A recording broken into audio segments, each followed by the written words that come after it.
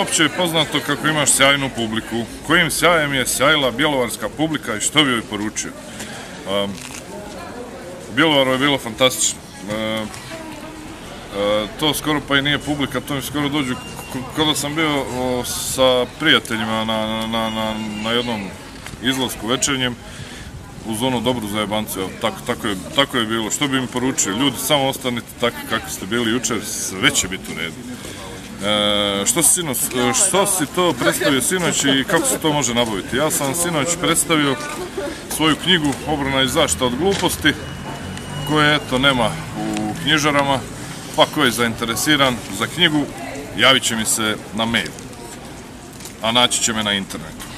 Po čemu ti je Bjelovar bio poznat od prije i kako te se dojmio nakon što si ga prvi put posjetio?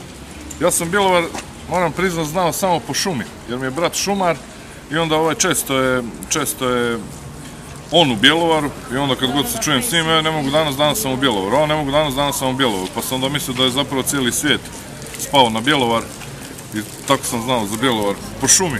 A šta ćeš, Ličanin dođe u Bjelovar i pozna Bjelovar po šumi, ne bi drugačije ni valjalo. Kako je preživio Palijander put od Rijeke do Bjelovara? Preživio je vrlo dobro, hvala na pitanju, ne dam ga i dalje ga ne dam ispod 180 eura, to je cijena onako, ajde 160 za ozbiljnog kupca, puku volonac auspuha, kočnice su me nešto zajebavale, to moram odmah riješiti sad kad se vratim doma.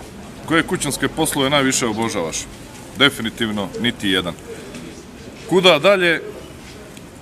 U pekari sam sad bio, burek sam pojeo, kuda dalje? To je ono opće pitanje, kuda dalje.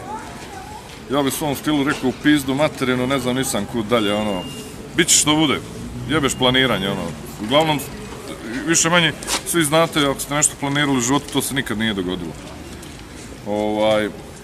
Pazi, čak i dijete kad planiraš, ne možeš ga dobiti.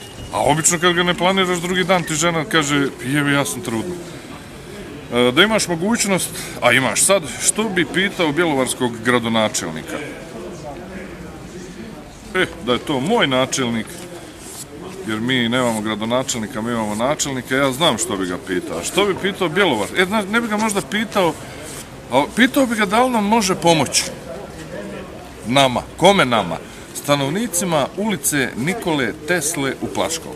Naime, mi smo jedina ulica na zemaljskoj kugli koja se zove Nikole Tesle, nismo potom jedini na svijetu, nego smo jedini na svijetu zato što se ulica zove Nikole Tesle, a nema ulične rasvjete. Pa ako može bjelovarski gradonačelnik što god pripomoći da se čuje s ovim mojim dolje u selu, pa da oni to nekako riješe, ja ne znam ko je u kojoj stranci, ali ljudi, nama je mrak kako god da okrenete. Mi jednostavno u ulici ne vidimo, pa eto, ako može bjelovarski gradonačelnik, mi ćemo ispeći janje, ako uspije nama riješiti, to jest pomoć, da imamo uličnu rasvjetu. Ja sam bloger Krule, zvani, to jest ja jesam Jadranko Hodak, zvani bloger Krule.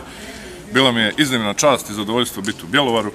Sve vas skupa pozdravljam i svoju publiku i publiku portala Zvono.eu.